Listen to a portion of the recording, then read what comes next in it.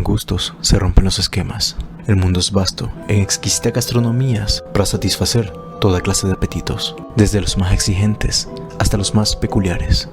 Sin embargo, casos como el que hoy te voy a presentar nos demuestra que el mundo no nos deja de sorprender. ¿Por qué se te acusa de haber comido a unas 12 personas? Porque me consiguieron unos pies y unas manos y unas cosas por ahí. ¿Pero te comías a la gente? No, pues claro, estoy con mi gente. Sucedió en Venezuela durante la década de los 90. Una pequeña localidad llamada Tariba comenzó a ser un misterio enorme, cuando durante los años de 1995 a 1999 comenzaron a desaparecer varios pobladores, principalmente hombres. Hasta que el 12 de febrero del 99, una llamada efectuada por jóvenes de la localidad de Tariba dio aviso a las autoridades sobre un macabro descubrimiento en las orillas del río. Varios restos humanos, desmembrados y colocados en ollas.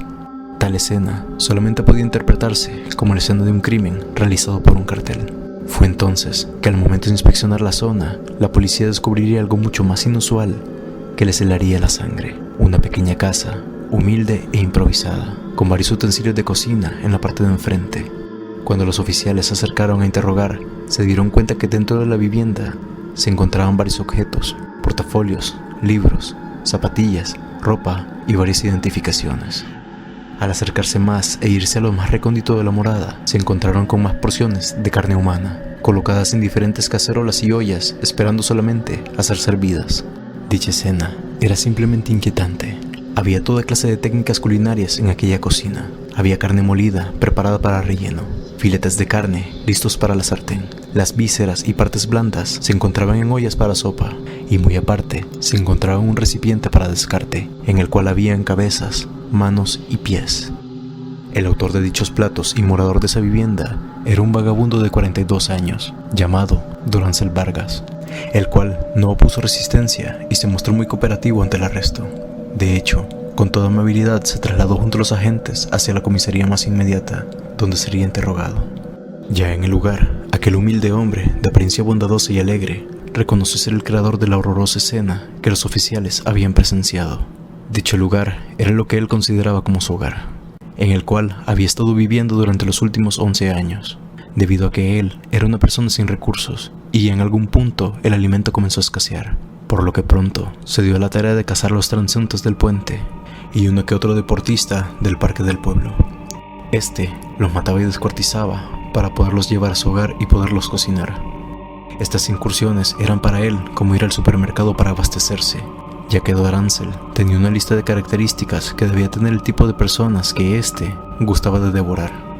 Mencionó que sus favoritos eran los hombres, ya que la carne de estos resultaba muy similar a la del cerdo, que era casi como comer jamón. En cambio las mujeres no eran de su agrado, ya que su sabor era como comer flores. Estos hechos Dorancel los narraba sin ningún remordimiento, ya que él dijo que lo había hecho por necesidad al no tener que comer. Sin embargo, comentó que llevaba haciendo esto durante una década. En ese momento, confesó que se había comido a 10 personas en un lapso de 2 años. Los oficiales horrorizados jamás habían encontrado con un caso como este. De hecho, habían encontrado en aquel vagabundo al primer asesino serial de Venezuela, del cual se tenga un registro. En su defensa, este dijo que había sido únicamente con el fin de alimentarse, que no había hecho nada malo. Incluso comentó que él, como buen ciudadano, había compartido de sus alimentos con otros más necesitados que él en ese momento, y que estos estaban maravillados con la exquisitez de dichos platillos. Comentario al cual éste se sintió orgulloso cuando lo citó. Eso lo dijo en una de sus tantas entrevistas. En la primera, de las que fue realizada por la prensa venezolana, escépticos, estos le preguntaron si en realidad había matado a todas estas personas. A lo cual él respondió: claro, yo soy el comegente. Dorancel Vargas, conocido como Dorángel, debido a un error de la prensa ante la urgencia de sacar el reportaje sobre este acontecimiento tan inescrutable, era considerado hasta ese entonces en Tariba como un ser humano con un corazón de oro, una persona cálida y alguien muy amable. No obstante, lo anteriormente dicho era apenas la punta del iceberg que representaba a este vagabundo, el cual había dejado un pasado oscuro en su ciudad natal. Vargas nació el 14 de mayo de 1957 en Santa Elena de Arenales, estado de Mérida, siendo hijo de una familia numerosa dedicada a la agricultura. Debido a lo mismo, sus padres se vieron orillados a brindarle educación hasta el 6º grado. Aunque el problema principal eran los recursos, cabe mencionar que el comportamiento agresivo de Dorancel era insoportable, y todos a su alrededor ya estaban cansados del mismo. Tanto padres como sus maestros se habían dado por vencidos, ya que creían que solamente lo hacía para no estudiar. Después de abandonar sus estudios, lo forzarían a entrar al trabajo de la agricultura.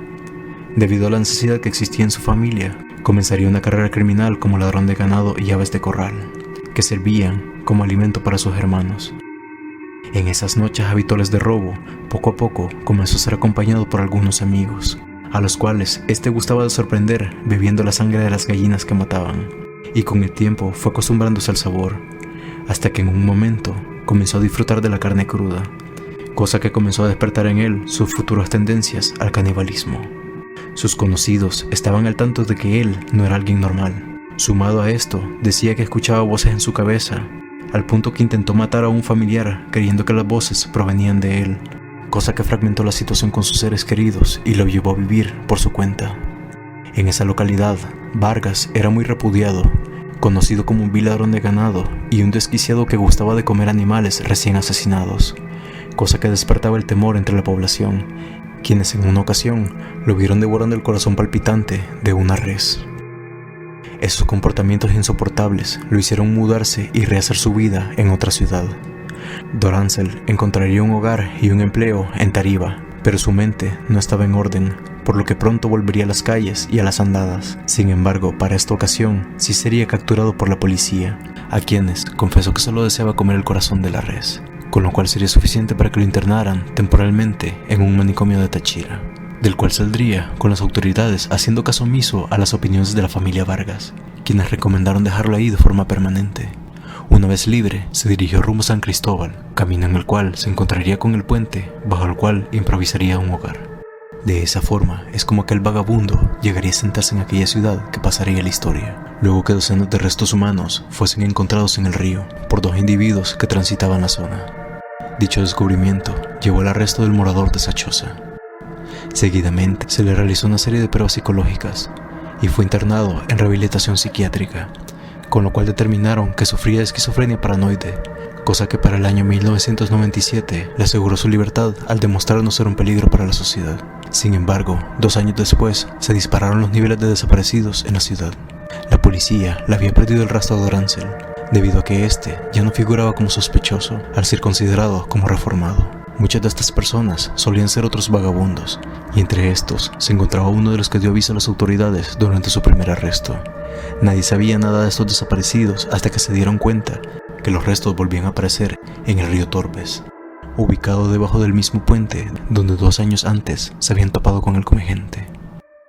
Cuando este fue atrapado, confesó sin remordimientos haber hecho una sopa con el cuerpo del soplón, y también confesó haberse comido a un amigo suyo, porque le parecía muy buena gente, y si era agradable, debía estar exquisito.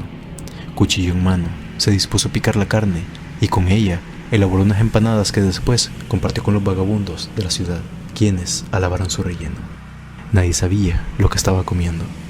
Dorancel dijo que desechaba manos y pies porque no le gustaban, pero no se deshacía de esas partes porque cuando el hambre le llegaba muy fuerte, aprovechaba para usarlas en una sopa o un buen caldo.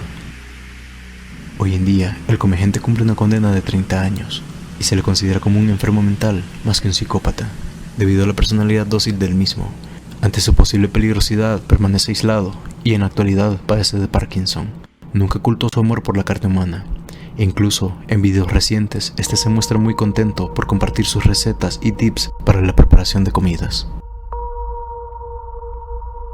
Si mi contenido te gusta, te invito a darle like y suscribirte a este canal. Muchas gracias por ver este video.